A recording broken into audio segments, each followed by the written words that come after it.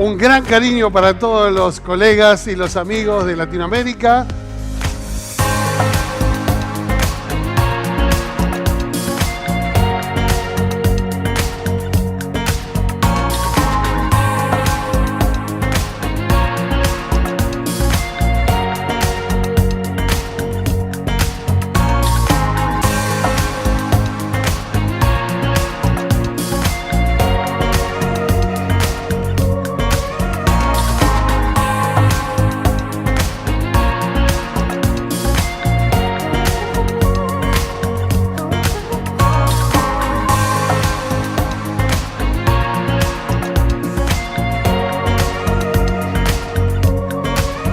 Queremos decirle muchas gracias a todos nuestros invitados, muchas gracias a todos ustedes.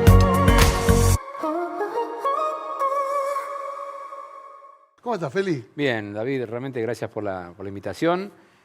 Bueno, vamos a tratar de compartir un poquito lo que venimos viendo en la experiencia clínica de todos los días, en lo que vimos en el Congreso Europeo de Contracepción, y un poco cuáles son las líneas de investigación, las últimas publicaciones, porque creo que me parece que viene siendo una molécula que cada día nos gusta más, ¿no? Adelante, Feli, contanos estas cosas. Bueno, muchas gracias. Bueno, para empezar, tengo que buscar dónde dejé acá está. el pasador de las pantallas. Bueno, para empezar a hablar de la reseña clínica de la drospirenona de 4 miligramos, es muy importante entender que esta molécula, para muchos países donde no está todavía comercializada, es una molécula nueva que salió hace 2 años en Argentina y hace un poquito más, 3 años en el exterior, tanto en Europa como en Estados Unidos. Y realmente una de las cosas importantes que tiene esta molécula, por lo menos desde mi punto de vista, con ya más o menos unos 35 años de experiencia en la especialidad, es que es uno de los pocos anticonceptivos que salió con un background importantísimo de 17 ensayos clínicos en fase 1, fase 2 y fase 3, donde realmente es muy importante entender que todo lo que se va a presentar ahora son con fundamento clínico y ensayos clínicos muy bien realizados y diseñados. Vamos a ver que el tema de la anticoncepción libre de estrógenos, el tema que hoy nos ocupa, empieza como una problemática generada por los contraceptivos combinados, ¿sí? Donde generalmente se observaba un gran riesgo en las mujeres, principalmente aquellas que eran tabaquistas, aquellas que eran hipertensas, las que eran diabéticas, las que tenían obesidad, hoy que es una pandemia a nivel mundial, con antecedentes de tromboembolismo pulmonar o tromboembolismo venoso y con anomalías en la coagulación. Lo que sí sabemos es que los anticonceptivos libres de estrógenos no incrementan el riesgo de tromboembolismo venoso. Y esto es una cosa sumamente importante y es quizás una de las piedras fundamentales para la indicación posterior. Ya lo vamos a ir viendo. Pero ¿cuál es la formulación que se generó desde el principio? Ya en la década del 60 apareció la norepinefrina, un gestágeno de primera generación. Después apareció el levonorgestrel, que es de segunda generación, el desorgestrel de tercera y, por último, la drospirenona de cuarta generación. ¿Cuál es la diferencia entre estas generaciones? Básicamente es la vida media, ¿sí? Donde tenemos el anteúltimo, el desorgestrel, una vida media de 12 horas, lo cual ya vamos a ver que tiene, al igual que el dinogest, que también es de tercera, tiene estas dificultades en cuanto a la duración y los efectos que vamos a sostener. Y por último, sí tenemos que pensar, aparte de la vida media, en la disminución de los efectos adversos en función de lo que nos va a generar el producto o la molécula. Así es que las guías de la Organización Mundial de la Salud establecen indicaciones muy precisas de los anticonceptivos libres de estrógenos en pacientes con hipertensión, dislipidemias, diabetes, tabaquismo, obesidad, en pacientes mayores de 35 años, en pacientes lactantes, con migrañas con aura, con pacientes con alteraciones de la coagulación y con deficiencia de proteínas C y S en los factores de coagulación. Esto es importante, ¿por qué? Porque vamos a ver que esto es el núcleo original de las indicaciones con las cuales salió en el prospecto el producto al mercado. Pero hoy, justamente, 2 años después, lo que estamos haciendo es evaluar qué fue lo que nos pasó en la experiencia clínica. Ustedes saben que los ginecólogos somos muy de manejar en nuestra cocina, entre comillas, los gestágenos y los estrógenos a de acuerdo al criterio y a muchas patologías, y vamos a ver qué fue lo que se fue viendo en este tiempo. Cuando analizamos los resultados en cuanto a la efectividad anticonceptiva, vamos a ver que la anticoncepción combinada y la anticoncepción libre de estrógenos tienen exactamente el mismo resultado y la misma efectividad, ¿sí? Con un 0,3% de efectividad para ambos grupos. Pero tenemos que pensar que los anticonceptivos combinados empezaron con una dosis original, allá para fines de la década del 50, en el año 58, con una dosis de estradiol, de estinestradiol, de 150 miligramos. Hoy, en el mercado, tenemos productos con el 10% de esa dosis y vamos a ver que a lo largo de los años, 1970 ya bajó a 50 miligramos, después a 30, hoy tenemos de 20 y de 15 en el mercado. Y esto, obviamente, fue modificando los riesgos de tromboembolismo venoso. Yo me acuerdo, hace algunos años, me llegó la fotocopia de la primera autopsia de una paciente que había fallecido en el año 59, producto de un tromboembolismo pulmonar por uso de anticonceptivos. Una de las primeras pacientes que habían usado anticonceptivos en esa época. ¿Qué es lo que pasa? Si ustedes ven en este gráfico, van a ver que tenemos los grupos control de las pacientes que no usan anticonceptivos, cuál es el riesgo de tromboembolismo venoso, que está marcado por encima de 4 en los anticonceptivos combinados, y vamos a ver que incluso la mini píldora, el desorgestrel o el dispositivo intrauterino liberador del levonorgestrel o el dinogest no llegan ni siquiera a los factores punto de riesgo para el tromboembolismo venoso. Por lo tanto, es un dato muy importante porque no generan factores de riesgo e incluso en algunos casos son menores que en las no usuarias de anticonceptivos combinados o de ningún tipo. ¿Cuál es la eficacia anticonceptiva que tienen estos productos? Básicamente, en aquellas pacientes que tienen un alto body mass index, aquellas que tienen hipertensión moderada, en aquellas que tengan cualquier indicación que tienen contraindicado el uso de estrógenos, ¿sí? Y en las migrañas con aura. También vamos a ver que está un dato muy importante y es relevante. ¿Por qué? Porque es el primer producto que realizó ensayos clínicos en adolescentes, fue autorizado y realmente los resultados vamos a ver que son realmente espectaculares. Y esto es un dato muy importante porque en general siempre están excluidos y muchas de las patologías que estamos hablando nosotros también en general son criterios de exclusión hasta hace no muchos años en todos los ensayos clínicos de anticonceptivos. Por lo tanto, no sabíamos qué pasaba con las pacientes fumadoras, con la paciente obesa, con la paciente con antecedentes de tromboembolismo. Hoy, gracias a estos ensayos clínicos que se realizó con la trospironona a 4 miligramos, podemos saber qué pasa con esta población de riesgo. Y por último, en aquellas pacientes que tienen sangrado uterino normal, acné o aumento de peso, también, obviamente, la drospirenona a 4 miligramos cumple una función relevante como terapéutica y anticonceptiva. Como les decía, es el primer anticonceptivo que se estudia y se desarrolla un ensayo clínico en adolescentes entre 13 y 18 años, con una posología que tiene un esquema 24-4, en el cual solamente tenemos 4 comprimidos de placebo y 24 comprimidos activos. Básicamente porque lo que se busca es establecer el fechado menstrual para que no tengamos sangrados fuera de fecha.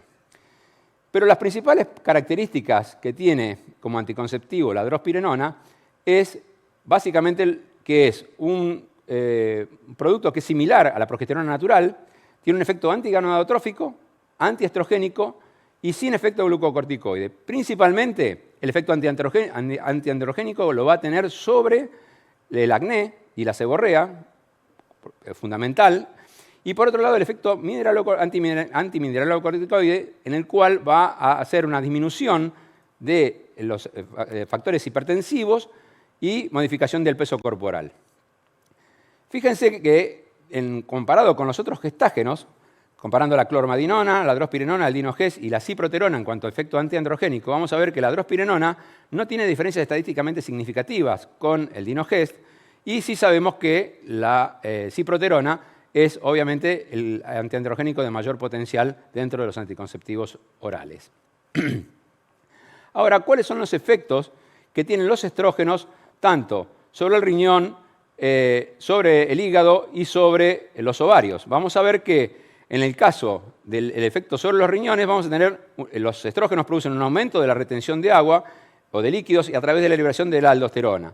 Por otro lado, a nivel de la hormonal, aumenta la SHBG, reduciendo la testosterona libre y mejorando el acné. Por eso se lo utiliza muchas veces en los cuadros de síndrome ovario poliquístico.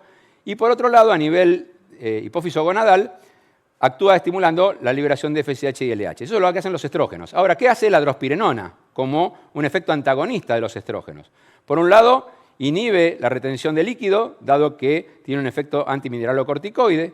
Desde el punto de vista de la piel, produce una insignificante mejoría por el efecto antiandrogénico. Y a nivel hipofisario, bloquea la producción de LH, se produce el efecto anovulatorio y de esta manera podemos tener una buena protección anticonceptiva. Fíjense que hay otro dato que es interesante, que es la acción que tiene la drospirenona sobre hormonas como puede ser la paratormona, ¿sí? La drospirenona actúa bloqueando la liberación de paratormona y el aumento de la aldosterona, y esto básicamente lo que va a generar es una disminución de la paratormona que disminuye el incremento de calcio óseo, o sea, el calcio va a quedar en niveles séricos normales, no va a haber un aumento del calcio y de esta manera no va a haber riesgo de alteraciones o depósitos de calcio a nivel de los vasos sanguíneos, como se ve en muchos casos de hipertensión arterial. ¿Qué pasa con la dosis de 3 miligramos en las pacientes con anticonceptivos combinados? Veíamos que la dosis en general, tanto de la drospirenona de 3 miligramos solo, ¿sí? 3 miligramos no es la que tenemos en el mercado, que es de 4, de 3 miligramos comparado con los anticonceptivos combinados, en general la línea a nivel en sangre es similar, no se modifica. Ahora, cuando nosotros vamos a trabajar y comparamos a la drospirenona de 4 miligramos con el combinado, vamos a ver que hay una diferencia donde es más elevada la concentración plasmática de drospirenona de 4 miligramos que la de 3.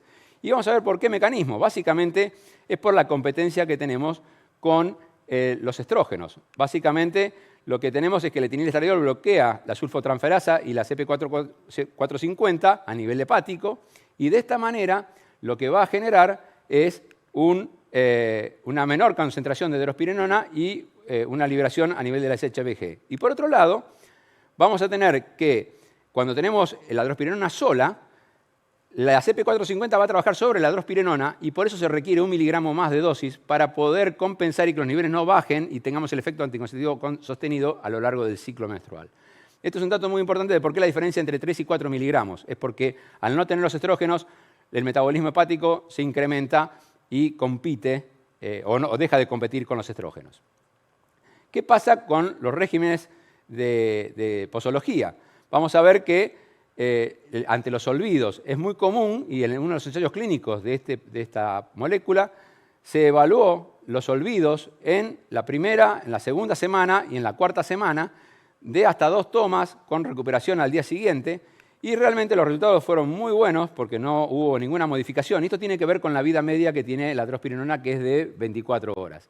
Esto es muy importante cuando lo comparamos con el desorgestrel o cuando lo comparamos con el Dinogest, que tienen 10 o 12 horas de vida media, y eso, el efecto anticonceptivo, puede variar un poco. Ahora, si ustedes ven los factores o los riesgos de ovulación que tienen, con drospirenona de 4 miligramos tenemos 0.8, 1.0 con Cerazet, con desorgestrel, 1.7 también con desorgestrel, después de 12 horas de suspender o de dilatar la toma, y entre 1.1 a 2 con el resto de los anticonceptivos combinados. Esto realmente pone de manifiesto que la drospirenona tiene realmente una efectividad muy alta desde el punto de vista anticonceptivo. ¿Qué pasa cuando se hicieron los ensayos clínicos? En varios de ellos analizaron distintas variables y se incorporaron pacientes como nunca se vio en otros ensayos. Básicamente, pacientes con masa corporal elevada, por encima de 30 de Body Mass Index, pacientes con tensión arterial por encima de 130/90, pacientes fumadoras, y estos fueron, realmente, cuando ustedes ven los porcentajes, tenemos un 6% de pacientes con Body Mass Index elevado, 19% con pacientes hipertensas y un 25% de pacientes fumadoras. Realmente son números importantes para poder evaluar y sacar conclusiones acerca de la efectividad de la medicación. ¿Y qué pasó con la obesidad, con el aumento de peso? Se observó que no hubo ninguna modificación, ni se requirió modificación de dosis, porque la efectividad anticonceptiva y anovulatoria era exactamente igual con 4 miligramos en pacientes con menos de 30 de Body Mass Index o más de 30. Y esto es un dato también muy trascendente. En cuanto a los factores de riesgo de tromboembolismo venoso y otros factores de riesgo, tenemos que analizar que se evaluaron pacientes con antecedentes familiares de tromboembolismo venoso, más o menos un 1%, Fumadoras mayores de 35 años o no fumadores mayores de 40 años, eso correspondía casi a un 6%. Pacientes con índice de masa corporal por encima de 30, teníamos más o menos un 35%. Y pacientes con uno o más factores de riesgos asociados para tromboembolismo venoso también fueron incorporados dentro del estudio. Y un 18% de pacientes fumadoras, también otro dato destacable porque hasta ahora no sabíamos. E incluso se evaluó en pacientes que consumían alcohol, con aquellas que son consideradas bebedoras moderadas, con casi un 65% de pacientes que consumían alcohol, incluyendo este producto evaluando la molécula. ¿Qué fue lo que se vio? Desde el punto de vista del índice de Pearl, realmente fue similar, 3.0 contra 2.9 en las de menos de 30 y más de 30 de Body Mass Index, sobre, calculen más o menos unos 5.000 ciclos evaluados. Realmente es un número muy importante y eso nos da a nosotros la posibilidad de poder tener una resolución muy importante de cuáles son las indicaciones. En cuanto a la visión general, vamos a ver que no se informaron casos de eventos adversos desde el punto de vista venoso, no hubo cuadro de tromboembolismo venoso, no se produjeron efectos adversos severos, solo 2 casos de hiperpotasemia se presentaron y se publicaron, y sin cambios en los parámetros hemostáticos, y se comprobó también que la drospirenona es totalmente libre de riesgos para la lactancia. En cuanto a los cambios metabólicos, vamos a ver que tenemos efectos neutros desde el punto de vista en cuanto al peso de la población general, y hubo disminución de peso en las pacientes obesas. También hubo efectos neutros en pacientes normotensas y efectos hipotensores en pacientes con hipertensión moderada. Se observaba una disminución y esto por lo que hablábamos del efecto antialdosterona, ¿no? Sin cambios clínicos relevantes en cuanto a la parte lipídica, en cuanto a los colesterol y los triglicéridos, y los niveles de estradiol, esto es un dato muy importante, estaba dentro de los rangos normales fundamentalmente para 2 cosas. Para tener una fase folicular, un nivel estrogénico de una fase folicular temprana, y por otro lado, para el cuidado de la densidad mineral ósea, cosa que realmente tenemos valores de entre 50 y 60 picogramos basales durante el ciclo de tratamiento con drospirenona 4 miligramos. Y quizás este es el slide más interesante, donde vemos que sobre 20.000 ciclos evaluados, ¿sí?, sobre más de 2.000 mujeres estudiadas, hubo 0% de efectos tromboembólicos o de causas de efectos adversos tromboembólicos en este tipo de pacientes. Entonces, esto es un dato, me parece, muy importante en cuanto a la seguridad y a la eficacia del tratamiento y en cuanto a los riesgos de efectos adversos. Por otro lado, un dato que no es menor y que tiene que ver con la aplicación clínica, que después vamos a hablar, tiene que ver con la exploración de cómo está el endometrio en las pacientes que reciben tratamiento con drospirenona 4 miligramos. ¿Qué fue lo que se vio? Por control ecográfico no había modificaciones que proliferaran el endometrio más allá de 2.5 milímetros de espesor. Un dato muy importante pensando que en general muchas de estas pacientes van a ciclar poca cantidad o spotting, o pueden ciclar, por ahí depende, en algunos casos puede haber sangrado también, inesperado y no agendado, pero un dato sumamente importante que también tiene que ver con lo clínico es que no hubo ningún caso de hiperplasia endometrial, y esto es un dato realmente también para destacar. El porcentaje de mujeres con sangrado programado disminuyó a un 76% en el ciclo 2 y a 47% en el ciclo 13, o sea que hubo una disminución importante en el sangrado programado. Y en el no programado disminuyó de 71 en el ciclo 2 a 47 en el ciclo 13. Acá tenemos la misma explicación. Se dividió a los pacientes en 4 grupos, pacientes que tenían posibilidad de sangrado mínimo, moderado y severo, y las modificaciones, pero en general lo que se vio es que el 96.5 tenía de aceptabilidad del producto. Realmente la gente estaba muy conforme con el anticonceptivo en cuanto a la eficacia, en cuanto a la seguridad, en cuanto a la comodidad y a la baja consideración de efectos adversos.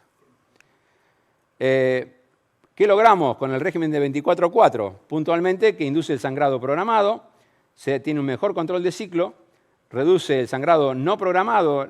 Vamos a ver que es común que tengamos en las pacientes en los primeros días o en los primeros meses de tratamiento, puede aparecer en un 30% aproximadamente sangrado, ya sea de spotting o sangrado no esperado. Y esto hay que dejarlo evaluar en el tiempo y ver que la paciente se vaya adecuando el organismo al anticonceptivo. Hay muchas pacientes, y ya lo vamos a ver, que no sangran o tienen una hipomenorrea muy escasa, y esto también es un dato importante porque en general esas pacientes van a evolucionar muy bien en determinado tipo de patologías. ¿Qué pasa con las adolescentes? Esto para mí fue un dato muy importante por dos factores. Uno, porque era la primera vez que se hacía una evaluación en pacientes adolescentes, y segundo, porque se evaluaban factores importantes como son síntomas como es la dismenorrea. Y esto me pareció un dato muy importante. ¿Qué se hizo? Se tomaron 103 adolescentes entre 12 y 17 años, que se les hizo 6 ciclos de tratamiento con una extensión de 7 ciclos posteriores, y vamos a ver que en cuanto al sangrado fue exactamente igual, muy similar a lo que ocurre en mujeres adultas, en los otros ensayos clínicos, pero cuando analizamos el tema de la dismenorrea, vamos a ver que las pacientes antes del tratamiento tenían una dismenorrea leve, 29.8%, 49% de las pacientes tenían dismenorrea moderada y un 21% tenían una dismenorrea severa. ¿Qué pasó cuando empezaron a utilizar drospirenona de 4 miligramos? En los primeros 6 ciclos, la disminución desapareció, o sea, el 66% de las pacientes no tenían más dismenorrea. Solamente el 19% tenían una dismenorrea leve, un 6% dismenorrea moderada, o sea que pasamos de 48 a 6.4, y la dismenorrea severa pasó de 21 a 4,3. Realmente es sustancialmente significativo. Pero esto siguió creciendo en el correr de los ciclos y en el ciclo 13 casi teníamos un porcentaje similar y que se mantenía en cuanto a las pacientes sin dismenorrea y se modificaba levemente las dismenorreas moderadas a severas. Y un dato sumamente interesante y que marca un poco la mejoría de la dismenorrea tiene que ver con la utilización de antiinflamatorios, porque en general cuando el paciente tiene dolor lo primero que va a hacer es recurrir a los antiinflamatorios. Y vamos a ver que antes del tratamiento, en general, la mitad de las pacientes requerían tratamiento con algún tipo de antiinflamatorio no esteroide, y en el ciclo 6 solamente el 12% requería tratamiento analgésico o antiinflamatorio, y al ciclo 13 el 2%. Esto realmente es estadísticamente significativo, pero aparte